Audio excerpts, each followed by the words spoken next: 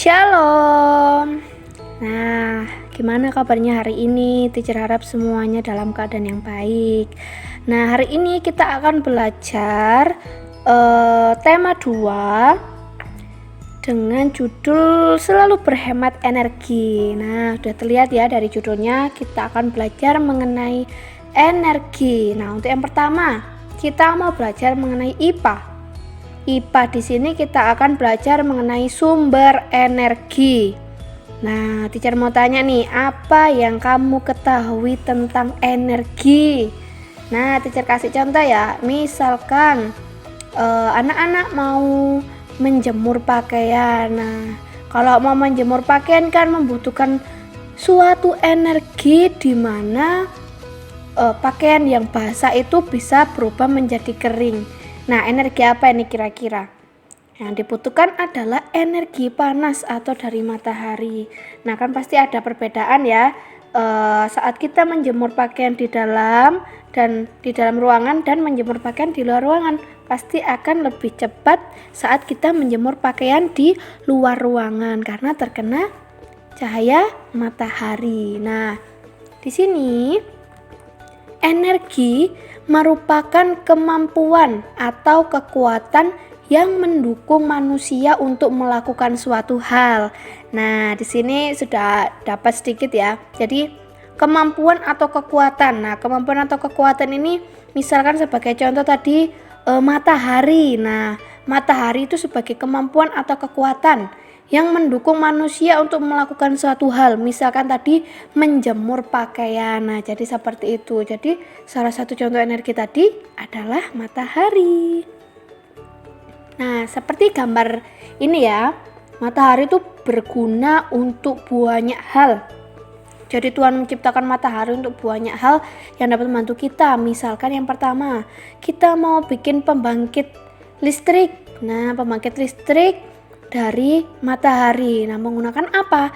Menggunakan panel surya. Kemudian matahari juga bisa membantu pembentukan vitamin D, terus menghasilkan energi panas dan energi cahaya, misalkan membantu proses fotosintesis, mengubah CO2 menjadi O2, mengubah karbon dioksida menjadi oksigen. Nah, CO2 menjadi O2, kemudian membantu proses pembuatan garam. Jadi garam ini itu adalah proses evaporasi. Jadi evaporasi kayak yang kita bahas di kelas 3 dulu ya.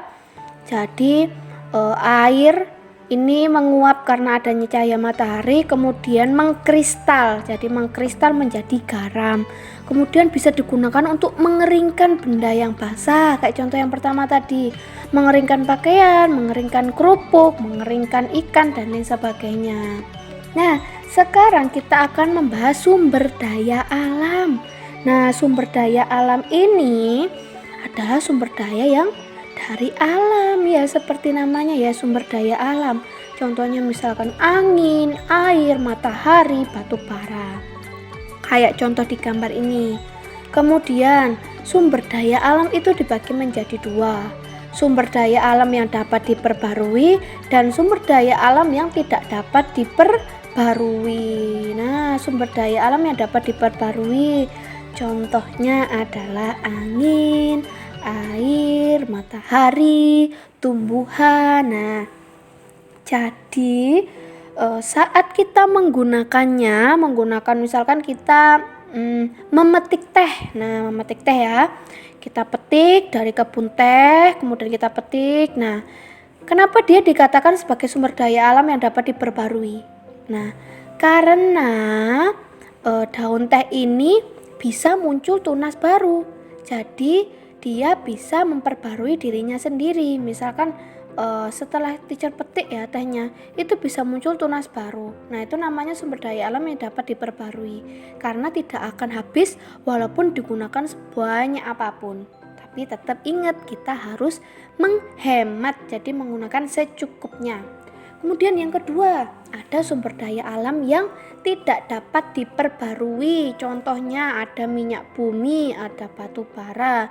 Nah, berbeda dari sumber daya alam yang dapat diperbarui tadi. Kalau yang sumber daya alam yang tidak dapat diperbarui, ini maksudnya saat kita gunakan terus-menerus itu akan habis.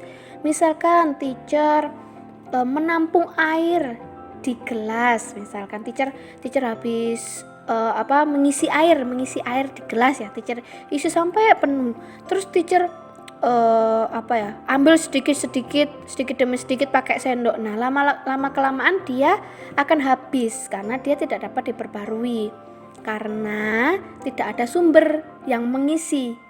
Ya, berbeda kalau misalkan dengan sumber air. Nah, sumber air itu kan sumber keluarnya air. Jadi dari situ air bisa keluar melimpah. Nah, berbeda dengan gelas. Gelas tadi kan harus diisi air. Nah, sama halnya dengan minyak bumi. Jika minyak bumi diambil terus-menerus, itu akan habis. Jadi dia tidak dapat diperbarui. Istilahnya kalau misalkan kita menyimpan sesuatu, kita ambil sedikit demi sedikit, sedangkan yang kita ambil ini tidak bisa memperbanyak dirinya. Seperti itu. Jadi akan habis sewaktu-waktu. Nah, kita akan membahas mengenai sumber energi alternatif. Nah, sumber energi alternatif ini adalah sumber energi pengganti ya, yang dinamakan alternatif itu adalah pengganti. Jadi bukan sebagai sumber yang utama tapi sebagai pengganti, namanya juga alternatif. Nah, sumber energi alternatif ini itu berasal dari alam. Nah, persediaannya tidak terbatas atau dapat diperbarui dengan cepat secara alami. Nah, ini yang teacher sampaikan tadi ya, dapat diperbarui dengan cepat secara alami. Misalkan air. Nah, air ya, teacher ambil air di sungai. Nah, itu tidak akan habis karena apa? Dapat diperbarui dengan cepat secara alami karena di situ ada sumber airnya. Seperti itu, kayak misalkan tumbuhan gitu ya. Teacher ambil jagung. Nah, jagungnya teacher ambil, teacher bakar, teacher makan. Tetapi kita bisa menanam jagung lagi dengan biji jagung yang lain, bisa kita tanam. Nah, seperti itu. Kemudian yang pertama nih, kita mau bahas energi matahari. Nah, panas matahari itu bisa digunakan untuk memanaskan ruangan. Nah, di mana? Misalkan ya, contoh yang pertama tadi kita mau mengeringkan pakaian. Bisa juga untuk mengeringkan pakaian juga, selain memanaskan ruangan, mengeringkan pakaian, memberi cahaya saat siang hari. Kan ruang-ruangan terbuka itu akan mendapatkan cahaya dari matahari. Nah, cahaya matahari ini juga dapat digunakan untuk menggerakkan mobil serta pembangkit listrik melalui panel surya. Ini pernah kita bahas di kelas 3 dulu ya, panel surya, di mana ada sebuah alat namanya panel surya. Itu nanti dia akan menangkap cahaya matahari kemudian diolah menjadi listrik. Nah, ini kita membutuhkan panel, membutuhkan alat-alat yang lain, sehingga bagaimana caranya agar sinar matahari itu berubah menjadi listrik. Nah, ini perlu usaha yang besar ya. Kemudian yang kedua, contohnya adalah energi panas bumi. Nah, energi panas bumi ini disebut juga geotermal. Apa? Coba disampaikan bareng-bareng sama teacher. Geotermal. Nah, energi panas bumi ini berasal dari pusat bumi yang terbentuk dari lapisan batuan yang sangat panas. Nah, energi geotermal ini digunakan untuk memanaskan air sehingga uap air yang dihasilkan dapat menggerakkan turbin yang terdapat dalam generator dan dapat menghasilkan listrik. Nah, prosesnya seperti apa? Misalkan anak-anak pernah merebus air enggak? Nah, saat merebus air itu kan saat airnya mendidih akan ada uap air ya. Nah, saat ada uap air itu salah satu contoh misalkan energi panas, salah satu gambaran bagaimana energi panas bumi itu. Jadi sangat panas seperti itu. Nah, uap itu kan biasanya akan menggerakkan tutup panci ya, dia akan bergerak-gerak. Nah, itu salah satu contoh bagaimana kok bisa panas bumi itu menggerakkan sesuatu. Jadi panas bumi dari lapisan batuan itu mengeluarkan uap yang sangat panas, uap air, sehingga menjadi energi gerak. Nah, energi gerak ini kemudian digunakan sebagai penghasil listrik dengan menggunakan generator. Seperti itu. Kita bahas yang ketiga ya. Yang ketiga ini adalah energi angin. Nah, angin adalah udara yang bergerak karena adanya perbedaan tekanan. Ayo, udara yang bergerak itu seperti apa? Nah, contohnya itu angin tadi ya. Gimana caranya kok bisa angin itu kok bisa bergerak ya? Nah, kita nyambung ke energi panas bumi tadi ya. Nah, energi panas bumi itu tadi kan mengeluarkan uap. Nah, salah satu contohnya tadi saat kita merebus air, mengeluarkan uap. Nah, uap itu kan keluar dari corong atau keluar dari lubang yang ada di panci. Nah, dia itu mengeluarkan uap. Nah, udara yang di luar uap, yang di luar panci tadi itu kan pasti bergerak. Nah, itu salah satu contoh kecil bagaimana angin itu bisa ada. Jadi, karena perbedaan tekanan udara saat udara panas dan udara dingin. Nah, kayak tutup panci tadi ya. Kalau misalkan ada gelembung-gelembung atau saat air itu mendidih akan keluar uap. Nah, uap itu akan keluar dari tutup panci saat jadi tutup pancinya bisa bergerak itu karena uap air.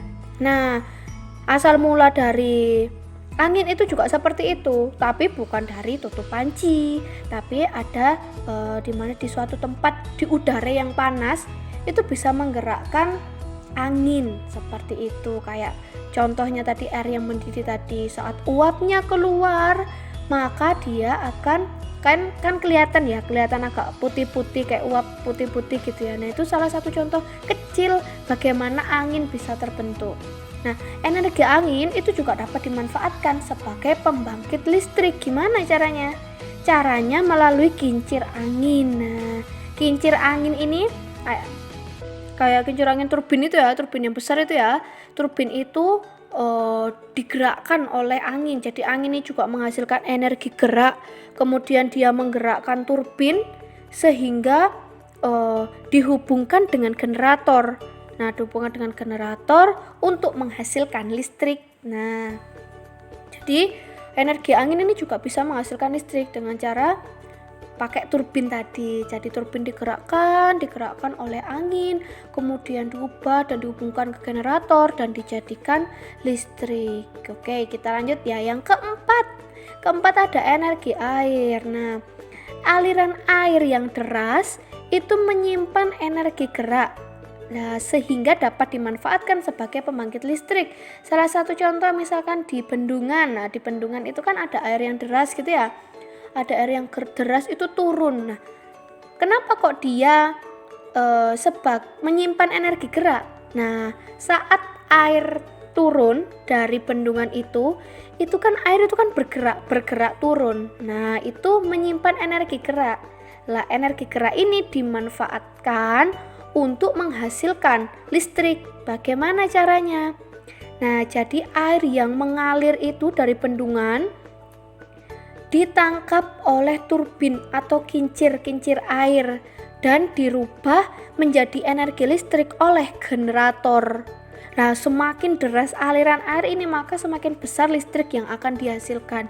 Jadi konsepnya sama ya kayak yang energi angin tadi, pakai turbin atau kincir digerakkan dan diubah oleh generator menjadi energi listrik. Kemudian yang kelima, nah ini ada energi gelombang laut. Gelombang laut ini apa? Misalkan anak-anak pernah melihat ombak. Nah, ombak ini adalah salah satu contoh gelombang laut. Jadi laut itu bukan berisi air yang diam atau air yang tenang gitu ya, tapi yang bergelombang. Nah, bergelombang itu bisa dari banyak hal, bisa dari pergerakan ikan di bawah, bisa dari angin. Terus kan laut itu bukan tempat yang tidak bergerak ya, maksudnya laut itu juga akan mendapatkan aliran air dari sungai, dari tempat-tempat yang lain seperti itu. Jadi laut itu bergerak. Nah, memunculkan energi gerak Nah, gelombang laut ini membawa energi gerak di sepanjang permukaan laut.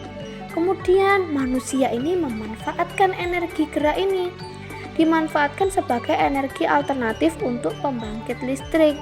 Jadi gerak gelombang laut yang naik turun itu ya, kayak gelombang itu ya naik turun, dimanfaatkan untuk memutar turbin. Jadi konsepnya sama, kayak energi air, energi angin tadi pakai turbin, kemudian diubah oleh generator menjadi energi listrik. Nah, kita masuk yang terakhir ya. Yang terakhir ada energi biofuel. Nah, biofuel ini bio, organik, fuel itu bahan bakar organik. Jadi bahan bakar yang dihasilkan dari bahan-bahan organik. Nah, organik itu contohnya seperti apa? Kan kita bahas ya setelah ini ya. Misalkan ada bunga matahari, kelapa sawit, minyak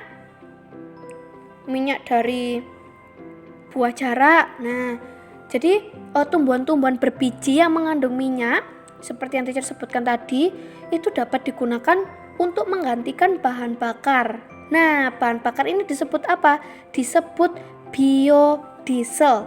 Jadi biodiesel itu bahan bakar solar yang dihasilkan dari tumbuhan berbiji yang mengandung minyak. Contohnya buah jarak, bunga matahari, kelapa sawit, kacang tanah, kedelai, seperti itu. Yang kedua, tadi yang pertama biodiesel, yang kedua itu ada bioetanol. Nah, bioetanol itu dapat digunakan sebagai pengganti bensin. Nah, ini dapat dihasilkan dari ubi, singkong, jagung, sagu. Nah, itu bisa diubah menjadi bioetanol. Oke, yang pertama tadi ada biodiesel, yang kedua ada bioetanol, yang ketiga ada biogas. Nah, biogas ini dihasilkan dari kotoran hewan yang difermentasikan. Nah, ini bisa dimanfaatkan sebagai bahan bakar kendaraan bermotor dan untuk memasak. Oke, kita ulang ya. Yang pertama tadi contoh biofuel itu ada biodiesel. Biodiesel itu bahan bakar solar dari buah jarak, bunga matahari, kelapa sawit, pokoknya tumbuhan berbiji yang mengandung minyak. Itu bisa diubah menjadi biodiesel. Yang kedua ada bioetanol. Bioetanol itu untuk menggantikan bensin. Nah, bisa terbuat dari ubi, singkong, sagu, jagung. Nah, itu bisa diubah menjadi bioetanol. Kemudian yang ketiga ada biogas. Nah, biogas ini dari kotoran hewan yang difermentasikan. Kemudian bisa dimanfaatkan sebagai bahan bakar, bisa dimanfaatkan sebagai alat untuk memasak, jadi bahan bakar kendaraan bermotor, bahan bakar untuk memasak. Gitu. Terima kasih ya. Jika ada pertanyaan boleh langsung tanya ke teacher, materi ini seperti apa, nanti boleh langsung tanya ke teacher. Jika ada pertanyaan apa-apa boleh tanya ke teacher. Nah, video ini bisa anak-anak ulang terus menerus ya sampai anak-anak paham, anak-anak lihat lagi. Kalau ada yang ini tadi pengertiannya apa ya, anak-anak ulang lagi sampai paham. Nanti bila ada yang masih dibingungkan atau ada yang mau ditanyakan, langsung tanya ke teacher gitu ya. Oke, semangat. Tuhan Yesus memberkati.